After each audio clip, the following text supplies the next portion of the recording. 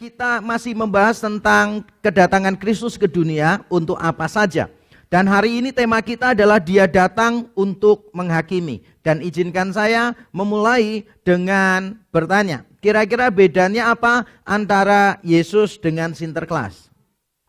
Pasti banyak bedanya. Antara Yesus dan Sinterklas bedanya apa? Jenggotnya satu hitam, satu putih, itu nggak penting banget sih. Karena kita juga nggak yakin apakah Yesus itu penampilannya seperti itu, kita nggak pernah tahu. Siapa tahu rambutnya Yesus malah seperti saya. Ya, kita nggak pernah tahu ya. Apa bedanya antara Yesus dengan Sinterklas? Tentu saja bedanya macam-macam sih. Yang satu real, yang satu tidak real dan seterusnya. Tapi hari ini kita akan menyoroti satu hal yang membedakan. Yaitu yang membedakan begini. Kalau Sinterklas pilihannya itu sederhana sekali. Mau hadiah atau tidak mau hadiah. Kalau mau hadiah harus baik. Kalau tidak baik berarti tidak dapat hadiah. Jadi pilihannya itu tampaknya sederhana sekali. Mau hadiah atau tidak mau hadiah. Kalau mau hadiah kamu harus berusaha sendiri, yaitu berbuat baik. Kalau Yesus berbeda. Pilihannya ketika Yesus datang itu bukan masalah kamu mau hidup kekal atau tidak mau hidup kekal. Bukan. Pilihannya adalah kamu mau hidup kekal atau kamu mau hukuman kekal. Jadi bukan masalah tidak mendapat apa-apa, tetapi mendapatkan sebaliknya. Sekali lagi saya ulangi, kalau Sinterklas itu memberikan pilihan, kamu mau dapat apa-apa atau tidak mendapat apa-apa. Kalau Yesus pilihannya tidak begitu. Kamu mau mendapatkan ini atau kamu mau mendapatkan sebaliknya. Yesus datang memberikan tantangan. Dan bagi siapa yang mau untuk mendapatkan yang baik yang Yesus tawarkan, tidak perlu melakukan apa-apa. Kalau Sinterklas kan masih ada tuntutannya. Kamu harus baik. Kamu tidak boleh menangis. Kamu harus be good boy, good girls sepanjang bulan Desember. Baru mendapatkan sesuatu. Tapi kalau di dalam Yesus justru sebaliknya. Kamu hanya perlu mengakui bahwa kamu tidak baik. Kamu tidak baik dan kamu akan mendapatkan sesuatu. Tapi kalau kamu merasa dirimu baik, maka kamu akan mendapatkan sebaliknya. Ketika kita mengakui bahwa aku tidak baik, aku orang yang berdosa, justru kita akan mendapatkan sesuatu yang baik. Saya ulang sekali lagi supaya kita paham. Ketika Yesus datang dan kita berkata, aku orang yang tidak baik, maka justru kita akan mendapatkan sesuatu yang baik, hadiah gratis yang baik dari Yesus. Kalau Santa Claus berbeda lagi, kita harus menunjukkan diri kita baik, baru kita mendapatkan sesuatu yang baik. Dan itulah beda terutama antara kedatangan Yesus Kristus dengan kedatangan Sinterklas. Dan hari ini saya mengajak kita untuk membaca dari satu bagian Alkitab yang mungkin sangat jarang, hampir tidak pernah dibahas pada momen-momen Natal. Mari kita membaca Yohanes pasal 9. Yohanes pasal 9 ayat 39 sampai 41. Saya akan membacakan untuk Bapak Ibu Saudara sekalian. Yohanes pasal 9 ayat 39 sampai 41. Bapak Ibu Saudara bisa mengikuti di layar ya. Kata Yesus, aku datang ke dalam dunia untuk menghakimi, supaya barang siapa yang tidak melihat dapat melihat, dan supaya barang siapa yang dapat melihat menjadi buta. Kata-kata itu didengar oleh beberapa orang Farisi yang berada di situ, dan mereka berkata kepadanya, apakah itu berarti bahwa kami juga buta? Jawab Yesus kepada mereka, sekiranya kamu buta, kamu tidak berdosa. Tetapi karena kamu berkata, kami melihat, maka tetaplah dosamu. Amin. Saudara, salah satu keunikan dari Injil Yohanes adalah Injil Yohanes itu tidak terlalu banyak menceritakan tentang mujizat-mujizat yang dilakukan Yesus. Hanya ada 7 mujizat utama saja di dalam Injil Yohanes. Bukan berarti Yohanes tidak tahu bahwa Yesus melakukan banyak mujizat. Sebaliknya malah di akhir kitabnya penulisnya berkata demikian, masih banyak hal lain lagi yang dilakukan oleh Yesus di depan murid-muridnya, tetapi tidak dituliskan di dalam kitab ini. Jadi dia aware bahwa Yesus melakukan begitu banyak mujizat, tetapi yang ditulis hanya 7 saja. Dan menariknya bukan cuma masalah 7, tetapi setiap kali mujizat Yesus diceritakan, selalu diikuti dengan khotbah Yesus. diikuti oleh khotbah yang berkaitan dengan mujizat itu. Misalnya ini, ketika Yesus memberi makan 5.000 orang, maka Yesus berkhotbah tentang apa? Akulah roti hidup. Dan seterusnya. Termasuk pada bagian yang kita baca sekarang. Yesus menyembuhkan orang buta sejak lahir di awal pasal yang ke-9.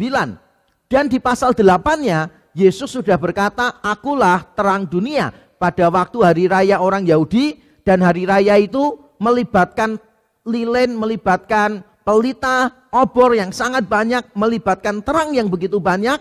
Yesus berkata begini, akulah terang dunia. Di tengah-tengah hari raya yang dipenuhi dengan berbagai macam pelita, obor, semua jenis terang, Yesus berkata, akulah terang dunia.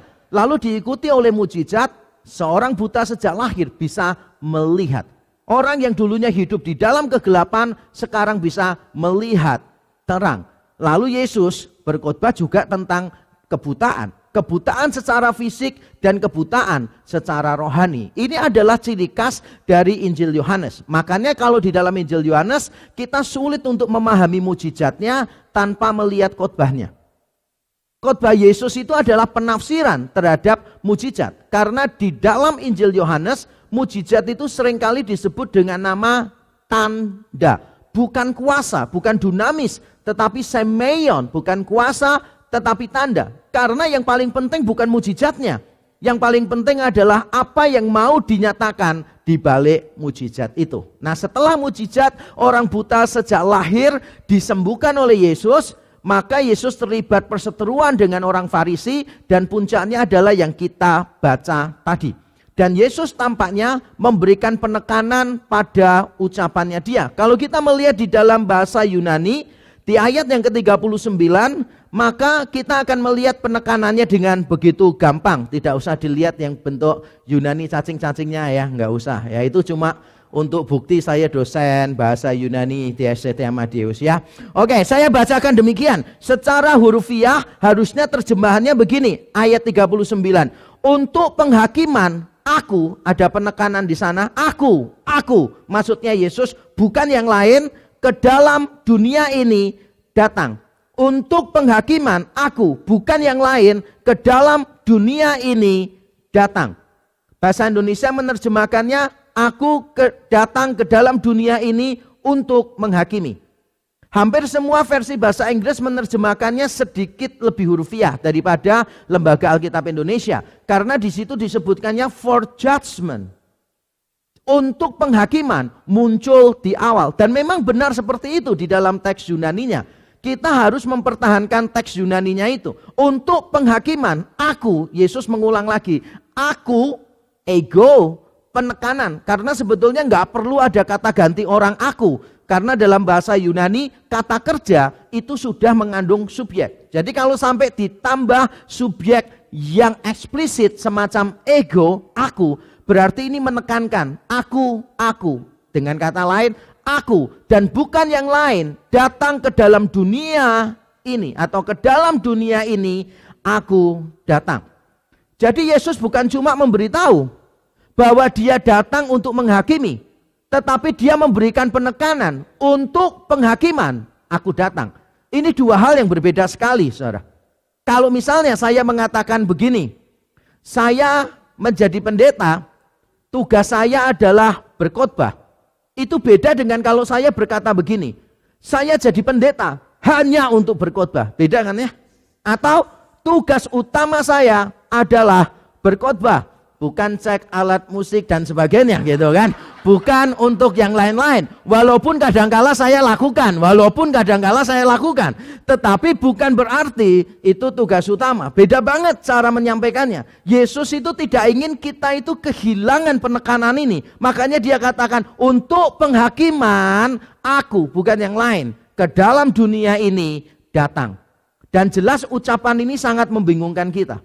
Mengapa sangat membingungkan kita? Karena kalau Yesus datang untuk menghakimi, rasanya kok terdengar negatif ya. Dan kita selama ini berpikir kalau Yesus datang itu semuanya baik-baik. Yang dibawa Yesus adalah segala sesuatu yang baik. Itu yang kita pikirkan selama ini. Bahkan kalau kita membaca Injil Yohanes, mungkin kita akan kaget Karena di dua tempat, minimal di dua tempat, Yesus itu berkata, dia datang bukan untuk menghakimi. Yaitu di dalam pasal 3 ayat yang ke-17 dan pasal 12 ayat 47. Yesus berkata begini di pasal yang ketiga, sebab Bapa itu mengutus anak bukan untuk menghakimi dunia, tetapi untuk menyelamatkan dunia.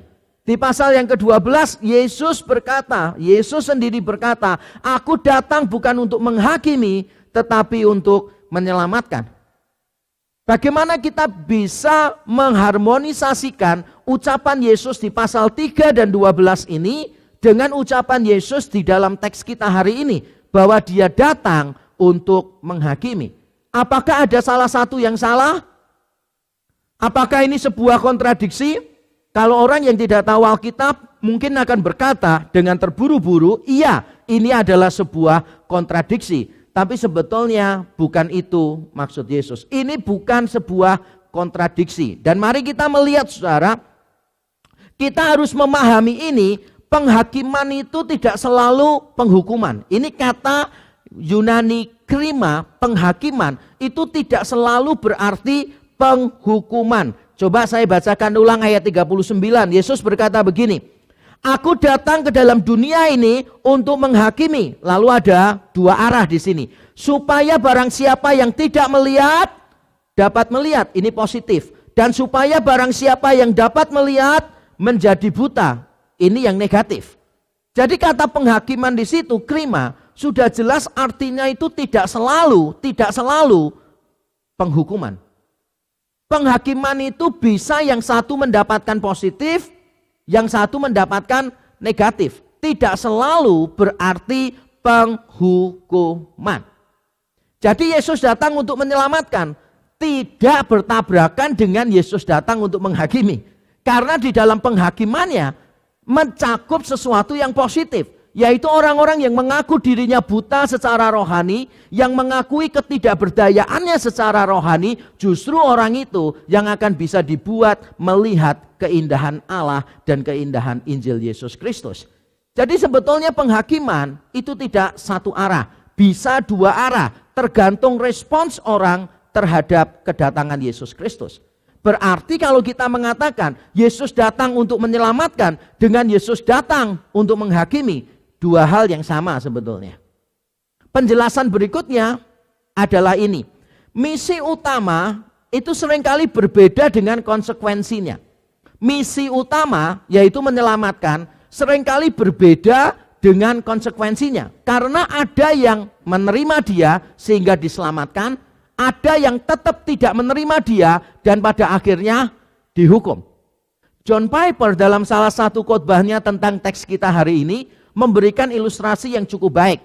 Dia memberikan ilustrasi tentang seorang dokter yang mengamputasi kaki pasien yang terkena diabetes. Karena diabetes itu kalau sudah infeksi berarti harus dipotong. Menurut kalau infeksinya parah itu harus dipotong untuk menyelamatkan jiwanya. Nah, John Piper mengatakan demikian. Pada saat seorang dokter memotong kaki pasiennya, misi utamanya dia apa? Meringankan beban orang itu supaya nggak usah kemana-mana bawa dua kaki, cuma satu kaki. Tentu saja tidak kan, konyol banget sih, konyol banget pasti.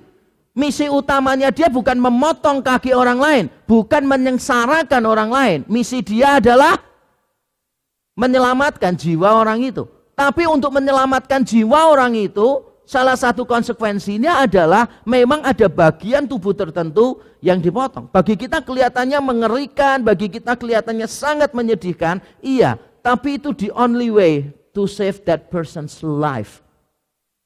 Ilustrasi berikutnya yang diberikan oleh John Piper adalah ketika tentara bertugas untuk menyelamatkan orang yang ditawan oleh musuh. Membebaskan tawanan. Nah, pada saat membebaskan tawanan, maka tentara tidak terelakkan akan melakukan beberapa hal sebagai konsekuensinya. Misalnya dia harus melemparkan granat, dia harus menembak tentara musuh, dia harus melakukan banyak tipuan secara strategi perang dan seterusnya. Sekarang pertanyaannya, apakah tugas utama tentara-tentara ini yang harus menyelamatkan korban atau tawanan itu. Apa tugas utama mereka? Jelas tugas utamanya bukan membunuh orang, melempar granat, bukan. Kalau tugas utamanya cuma membunuh orang, maka bisa dilakukan di tempat yang lain, tidak harus di situ. Kalau memang tugas utamanya melempar granat, maka perlu dilakukan di tempat latihan saja. Tugas utamanya dia adalah menyelamatkan para tawanan. Tapi seringkali tugas utama ini memang membawa konsekuensi lain yang tidak terelakkan. Jadi apakah Yesus datang untuk menyelamatkan? Iya. Apakah Yesus datang untuk menghakimi? Iya. Tapi penghakiman dalam arti yang negatif, penghakiman dalam arti penghukuman, karena penghakiman itu bisa artinya penghukuman, bisa berarti netral. Nah, kalau kita bicara tentang penghakiman dalam arti penghukuman yang negatif, maka itu adalah konsekuensi dari tindakan Yesus menyelamatkan orang. Yesus datang untuk menyelamatkan manusia dan dia menawarkan keselamatan. Siapa yang mau percaya kepada dia akan beroleh hidup yang kekal. Ada orang yang menerima sehingga memperoleh keselamatan, tapi yang tidak menerima juga akhirnya akan mendapatkan sebaliknya. Atau kalau boleh saya katakan demikian, secara spiritual tidak ada zona netral. Setiap orang harus mengambil pilihan. Setiap orang harus siap dengan akibat yang dimunculkan. Secara spiritual memang benar tidak ada zona netral. Setiap kita ketika Yesus datang, setiap kita harus memberikan respons. Dan sekali lagi responsnya berbeda dengan respons terhadap Sinterklas. Kalau respons terhadap Sinterklas, kamu do good, nanti kamu dapat something good. Kalau kamu tidak mau melakukan sesuatu yang baik, kamu tidak dapat apa-apa. Kalau Yesus berbeda. Ketika dia datang, dia akan berkata begini, akui kalau kamu tidak baik, maka kamu akan mendapatkan sesuatu yang baik. Kalau kamu tidak mau mengakui bahwa kamu tidak baik, maka kamu akan mendapatkan sesuatu yang tidak baik. Ngerti maksudnya? Kalau kamu mengakui dirimu itu baik, malah kamu akan mendapatkan sesuatu yang tidak baik. Beda banget kedatangan Yesus dengan kedatangan Sinterklas. Makanya kedatangan Sinterklas orang berkata mau percaya boleh, tidak percaya juga boleh. Tapi untuk kasus Yesus, setiap kita harus memikirkan secara serius. Karena ketika dia datang, dia tidak memberi tempat yang netral. Either you take this side or that side. Kalau engkau mengambil sisi yang ini, engkau akan mendapatkan keselamatan. Kalau engkau mengambil sisi yang ini, engkau akan mendapatkan hukuman. Dan banyak orang berkata begini, gak usah mikirlah.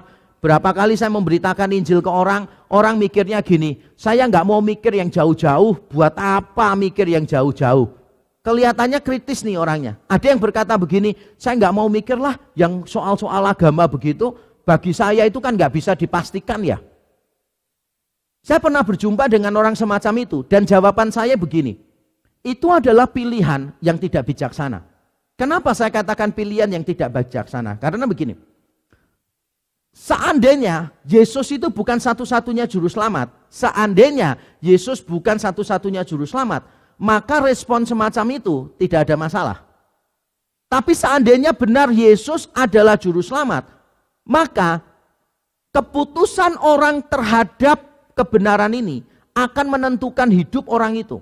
Bukan cuma sekarang, tetapi juga di kekekalan.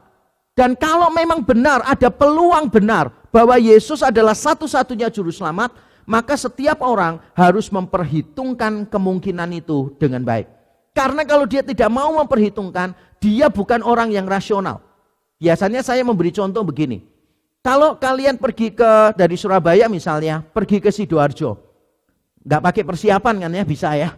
Pokoknya langsung berangkat saja karena dekat. Apalagi orang yang tinggalnya di daerah Pondok Chandra sana, di perbatasan antara Surabaya dan Sidoarjo gitu kan ya. Tiap hari dia lari pagi antar kota dia. Karena cuma 10 langkah dari rumah udah perbatasan Surabaya Sidoarjo kan begitu. Nah, kalau saudara pergi ke Sidoarjo jelas nggak butuh persiapan. Kalau saudara pergi ke Jakarta pasti butuh banyak persiapan. Kalau saudara pergi ke Singapura misalnya, untuk studi, untuk bekerja, persiapannya jauh lebih banyak. Kalau saudara ke Amerika, jauh lebih banyak. Dengan kata lain begini, semakin lama kita akan berada di satu tempat kelak, dan semakin jauh tempat itu, maka membutuhkan persiapan yang lebih serius, yang lebih panjang. Nah, seandainya Yesus adalah benar-benar juru selamat, dan engkau mengabaikan kemungkinan itu, engkau berkata, aku nggak mau ngambil keputusan sekarang, dan kalau seandainya benar Yesus adalah satu-satunya juru selamat, maka engkau tidak melakukan persiapan yang matang untuk sebuah perjalanan yang sangat panjang dan sangat jauh dari hidupmu sekarang.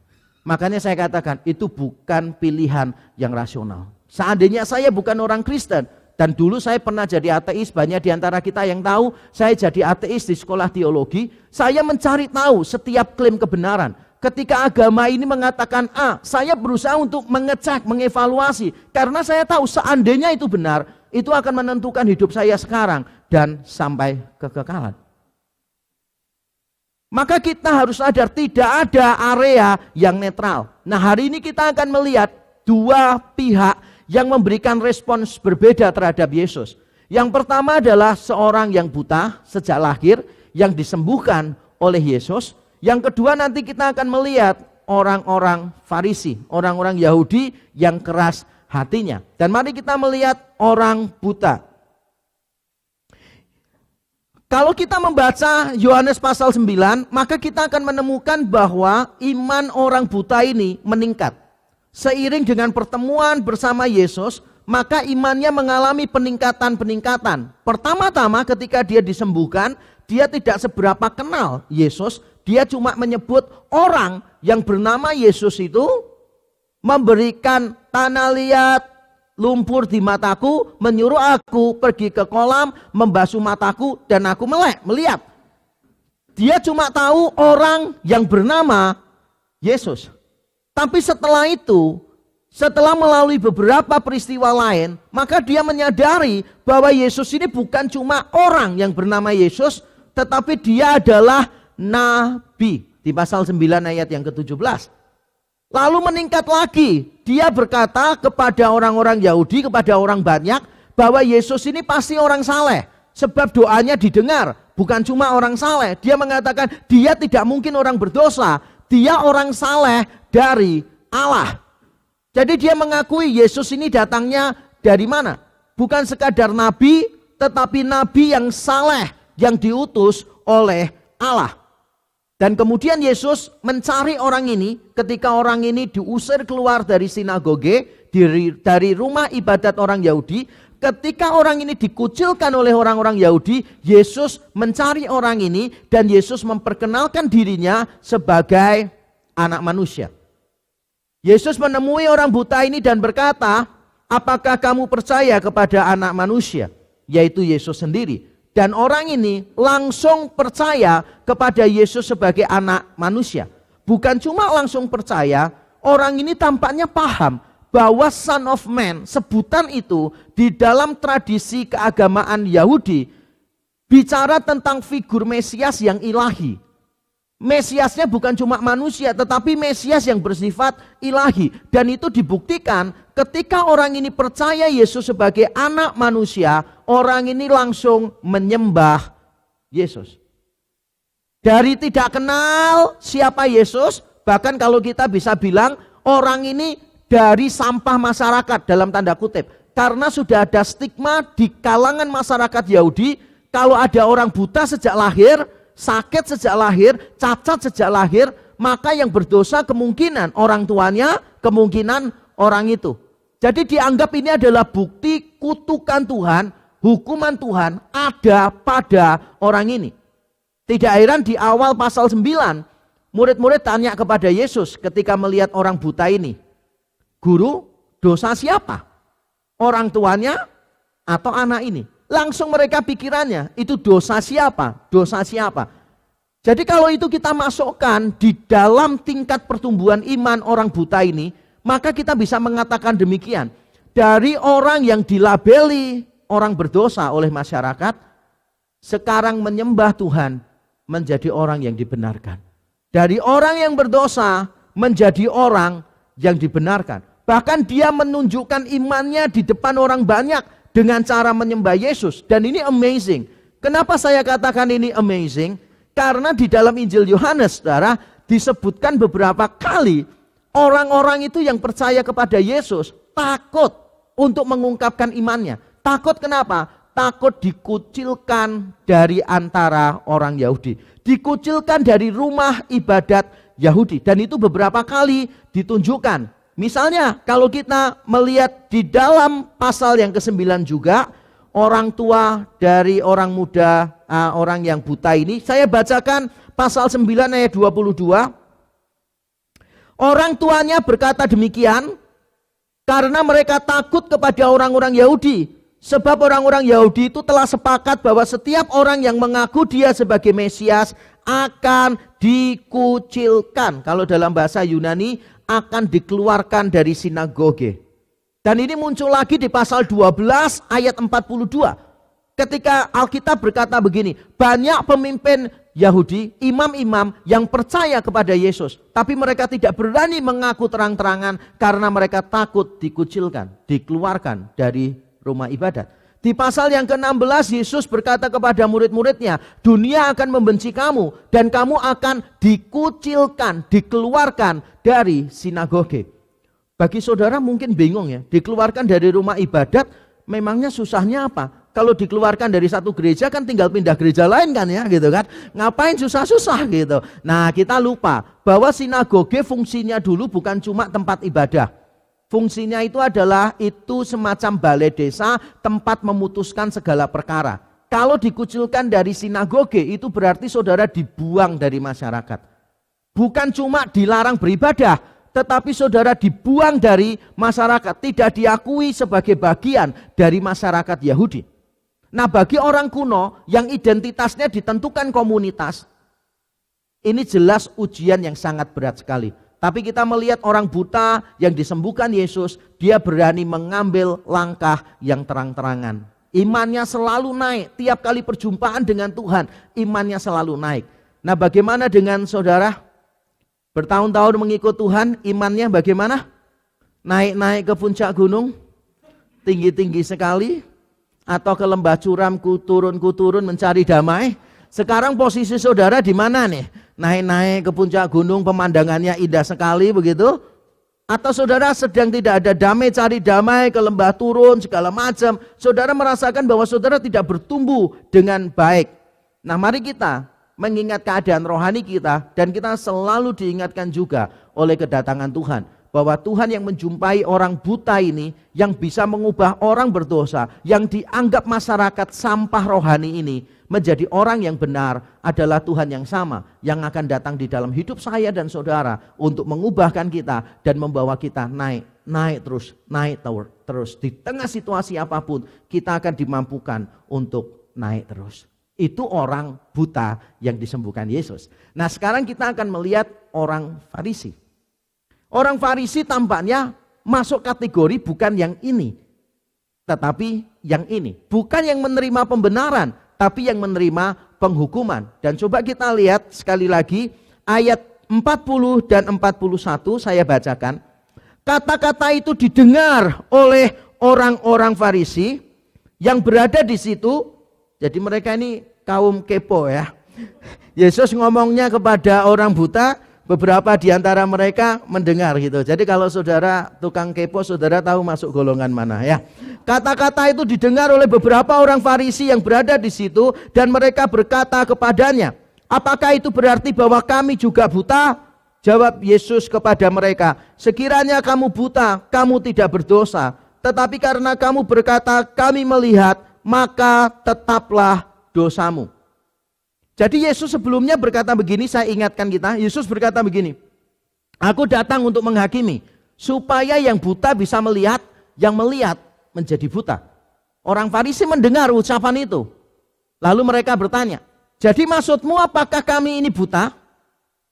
Dan Yesus menjawab, sekiranya kamu buta, kamu tidak berdosa. Tapi karena kamu menganggap kamu benar, maka kamu berdosa. Kamu menganggap dirimu melihat, maka tetaplah dosamu.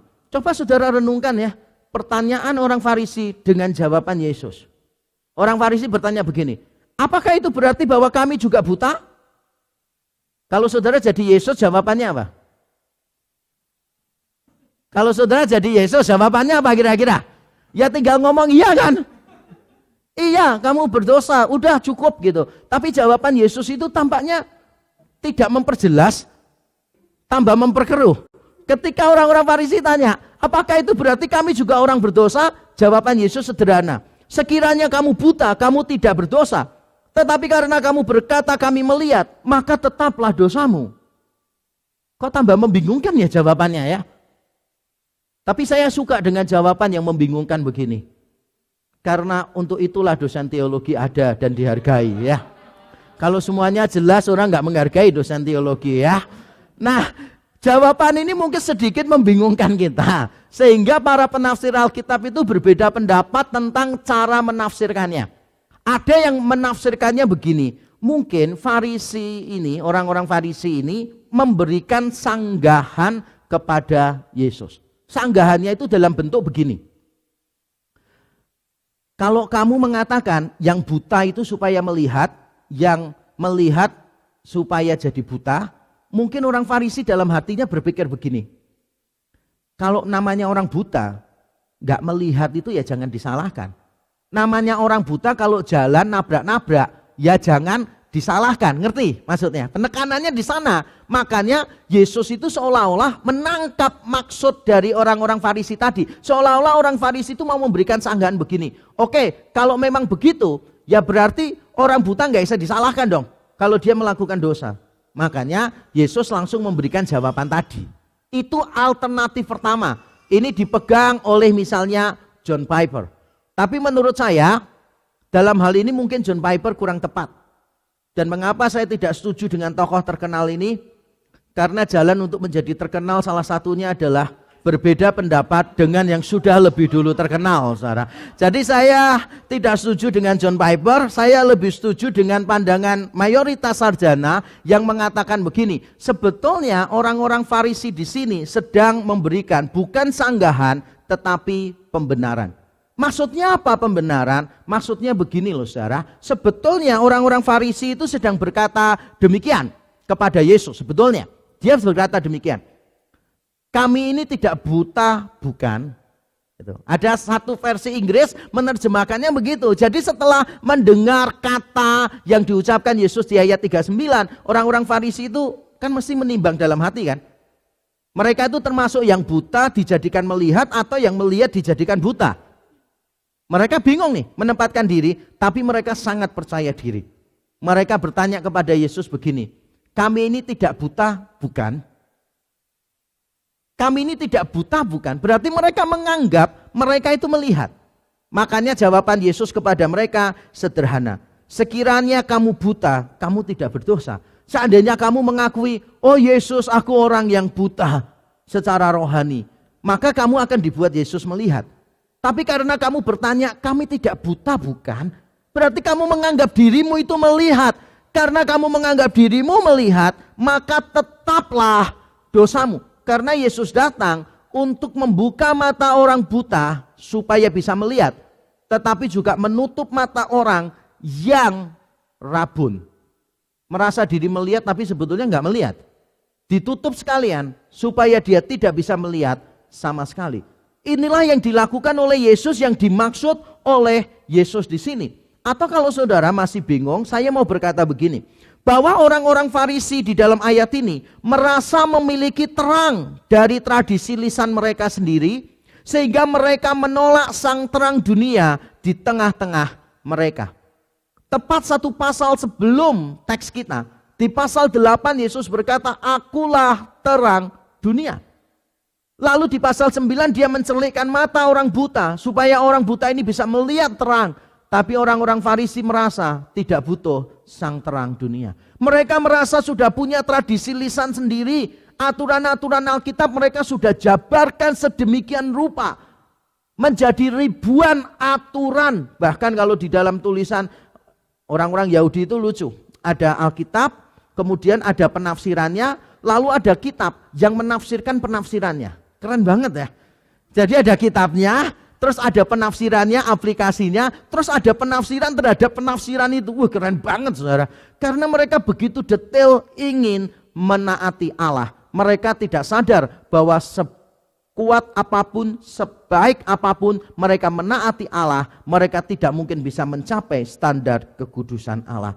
Dan Yesus datang itu untuk membuka mata orang melihat dosa mereka. Kalau saudara bisa melihat dosamu, maka bersyukurlah.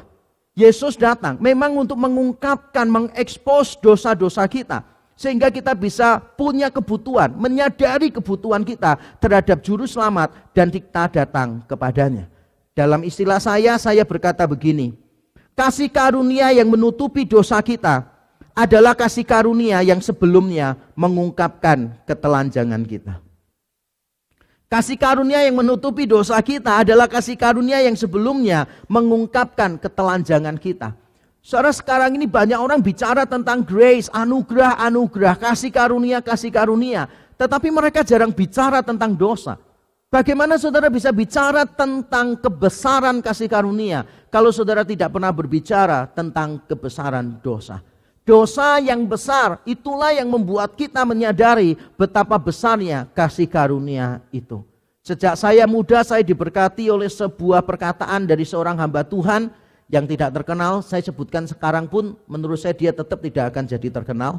Tetapi ucapannya dia adalah ucapan yang sangat mengubahkan saya. Dia berkata begini, saudara. Semakin kita menyadari betapa besarnya dosa kita, semakin kita menyadari betapa besarnya kasih karunia yang menutupi dosa-dosa kita. Omong kosong kalau ada orang berani bicara tentang kasih karunia, tapi dia tidak berani mengakui dosa. Omong kosong. Karena kasih karunia itu semakin terlihat di tengah keberdosaan kita. Sekali lagi, semakin kita menyadari betapa besarnya dosa-dosa kita, semakin kita menyadari betapa besarnya kasih karunia yang menutupi dosa-dosa kita. Tetapi sebelum kasih karunia itu menutupi kita, kasih karunia itu menelanjangi kita. Dan itulah yang dia lakukan. Kecuali kita itu tiap hari berlutut dan berkata, Lord have mercy on me, I am a great sinner. Kecuali kita tiap hari berlutut dan berkata, Tuhan aku orang yang berdosa, kasihanilah aku ini orang yang berdosa. Maka saudara tidak akan pernah paham tentang kasih karunia. Kekristenan saudara adalah agama yang paling serius memandang dosa. Beberapa waktu yang lalu ada seseorang yang DM saya, chat saya dan bertanya, apa beda konsep dosa di dalam kekristenan dengan di agama-agama lain? Ada banyak bedanya. Tapi salah satu yang paling menonjol perbedaannya adalah kekristenan paling serius memandang dosa. Karena di dalam kekristenanlah kita mendapati bahwa dosa itu bukan cuma sesuatu yang kita lakukan. Tetapi dosa adalah sesuatu yang membuat kita melakukan apa yang kita lakukan. Dengan kata lain, dosa itu bukan cuma objek, tetapi dosa adalah subjek. Di dalam kekristenanlah kita diajarkan bahwa natur kita begitu berdosa dan kita dikuasai oleh dosa. Kenapa kita berdosa? Jawabannya adalah karena kita berdosa. Original sin, dosa asal, membuat kita melakukan actual sins, dosa-dosa yang aktual yang kita lakukan. Dan kekristenan sangat menekankan itu. Kalau di tempat lain saudara ditanya dosa itu apa, maka akan dijawab dosa itu berarti tidak taat, tidak tunduk pada Allah. Kekristenan juga setuju, dosa itu tidak tunduk, dosa itu tidak taat. Kalau saudara tanya yang lain dosa itu apa, mereka menjawab dosa itu adalah memuaskan hawa nafsu. Kekristenan juga akan setuju bahwa dosa berkaitan dengan hawa nafsu. Tetapi kekristenan melangkah lebih jauh, mengakui keseriusan dosa itu dengan berkata bahwa kita melakukan dosa karena kita memang berdosa. Kita melakukan dosa karena memang kita berdosa. Natur kita sudah rusak oleh dosa. Itulah salah satu bukti mengapa kekristenan adalah agama yang paling serius memandang dosa. Dan kalau saudara mau bukti yang lain, ini sudah pernah saya sampaikan setahun yang lalu, saudara. Kekristenan memandang dosa begitu serius karena ini. Jika dosa tidak seserius seperti yang kita kira, untuk apa Allah mengutus anaknya ke dalam dunia? Kalau dosa tidak seserius seperti yang kita kira, untuk apa Allah mengutus anaknya ke dalam dunia yang hari ini kelahirannya kita peringati? Kalau kita lihat di luar kekristenan, diajarkannya begini, kamu mau menang melawan dosa, oke, kasih aturan, tambahan ini itu. Peraturannya diperjelas, diperdetail, kamu akan menang melawan dosa. Tapi kita tahu bersama, semakin banyak peraturan, semakin banyak pelanggaran. Persoalan manusia itu bukan tidak tahu, tetapi tidak mau tahu. Diberitahu pun mereka tetap tidak akan mau tahu. Persoalan manusia itu bukan cuma ketidakmampuan, tetapi ketidakmauan. Di tempat lain diajarkan begini, kalau kamu mau menang, melawan dosa, melawan hawa nafsu, maka engkau harus mengatur pikiranmu. Engkau harus melakukan gestur-gestur tertentu. Engkau harus mengosongkan pikiranmu, supaya engkau bisa menang melawan pikiran-pikiran yang jahat. Tapi itu semua berarti berkata begini, dosa itu enggak seberapa serius. Kamu bisa mengatasinya sendiri. Yang penting kamu tahu caranya. Tampaknya kerusakannya dipandang tidak terlalu serius, sehingga cuma dikasih buku manual, dan manusia diminta untuk mengikuti petunjuknya, you should be okay. Tapi di dalam kekristenan, Alkitab memberitahu kita bahwa manusia tidak bisa melakukan apapun di depan dosa. Manusia itu kalah di depan dosa, kita dibelenggu oleh dosa, sehingga tidak peduli disiplin apapun yang engkau lakukan, tidak peduli seberapa panjang deretan aturan yang ditambahkan, engkau tetap akan menjadi tawanan di depan dosa. Kekristenanlah yang berkata begini, tenang, aku datang dan biarkan aku melakukan semuanya untuk engkau. Karena Allah tahu, manusia tidak bisa melakukan apapun untuk menyelamatkan dirinya. Karena Allah tahu, kita tidak bisa mengambil kredit sekecil apapun untuk keselamatan kita. Dan itulah yang dilakukan ketika Yesus datang ke dalam dunia. Jadi kalau saudara mau melihat keindahan Allah, keindahan hidupmu, yang perlu saudara lakukan cuma begini, Tuhan, aku mengakui aku orang yang buta. Begitu saudara mengatakan, Tuhan, aku orang yang buta, aku orang yang tidak berdaya, maka Allah akan datang dan membuat engkau melihat keindahannya. Tapi ketika saudara berkata, aku tidak seberapa jelek kok, aku tidak seberapa buruk kok, aku anak pendeta kok, bahkan mungkin aku hamba Tuhan kok, aku tidak butuh itu. Ketika saudara mengaku bahwa saudara tidak buta, maka saudara akan dibutakan sekaligus, sehingga saudara tidak akan menemukan terang itu. Pertanyaan untuk saudara adalah begini, kemanakah jiwamu akan berlindung? Ada banyak bangunan yang menawarkan keamanan, kenyamanan, keutuhan, kepuasan untuk jiwamu. Tapi saudara harus pandai-pandai memilih. Ketika saudara salah memilih dan berlindung di salah satu bangunan, mungkin disitulah letak ranjau yang paling berbahaya. Mungkin di bangunan lain ada bom yang siap meledak setiap saat. Jangan sampai saudara salah memilih. Yesus datang ke dalam dunia, Yesus berkata, dosamu jauh lebih serius daripada yang kamu kira, tapi itu bukan akhir dari perjalanan hidupmu. Akui engkau orang berdosa dan Tuhan akan membenarkan engkau. Saudara, hari ini mari kita datang kepada Tuhan, mengakui semua kehancuran, keterpurukan, kekecewaan, kepahitan, apapun yang ada di dalam diri kita. Kita tidak perlu berpura-pura hidup kita luar biasa, kabar kita sedang luar biasa. Kita tidak perlu menutupi semua kehancuran kita. Datang kepada Dia apa adanya. Kalau saudara mau hidupmu diselimuti oleh kasih karunia, maka engkau harus mengizinkan kasih karunia itu menelanjangi engkau apa adanya. Mari kita datang kepadanya. Mari kita berdoa bersama-sama.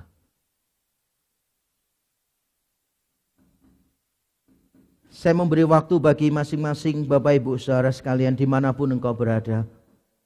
Mari mengambil respons terhadap firman yang sudah engkau dengarkan hari ini. Kita tidak tahu berapa banyak lagi kesempatan yang Tuhan berikan kepadamu untuk mengambil sikap terhadap kedatangan Yesus Kristus ke dalam dunia. Kalau engkau merasa bahwa Roh Kudus mengerjakan hatimu saat ini, mari terima Dia. Akui bahwa engkau adalah orang-orang yang berdosa. Katakan, Tuhan, aku orang yang buta, aku orang yang berdosa, aku orang yang tidak mampu, aku orang yang tidak baik, aku orang yang menjijikkan. Aku datang kepadamu untuk diubahkan. Maka saudara akan mendapatkan keselamatan, keutuhan, dan kepuasan di dalam Tuhan. Mari kita berdoa. Bapa di surga, terima kasih ya Tuhan untuk firman-Mu. Terima kasih Engkau mau menyapa kami, untuk menyadarkan kami ya Tuhan, bahwa tidak ada tempat yang netral di antara kami. Kami adalah orang-orang yang dihadapkan pada posisi Apakah kami akan mengakui kebutaan kami sehingga kami dibuat melihat hal-hal yang indah dari Tuhan? Atau kami tidak mau mengakui kebutaan kami sehingga kami selamanya tidak akan melihat keindahan Tuhan? Hamba-Mu berdoa ya Tuhan, kiranya Roh-Mu yang kudus mengerjakan hati setiap orang yang mendengarkan. Sehingga Natal kali ini tidak hanya akan berlalu begitu saja, tapi menjadi hari yang menentukan karena mereka mengambil keputusan menerima Engkau sebagai Tuhan dan Juru Selamat secara pribadi. Terima kasih Tuhan Yesus untuk firman-Mu. Di dalam Kristus Yesus Tuhan, kami berdoa dan kami mengucap syukur. Amin. Bapak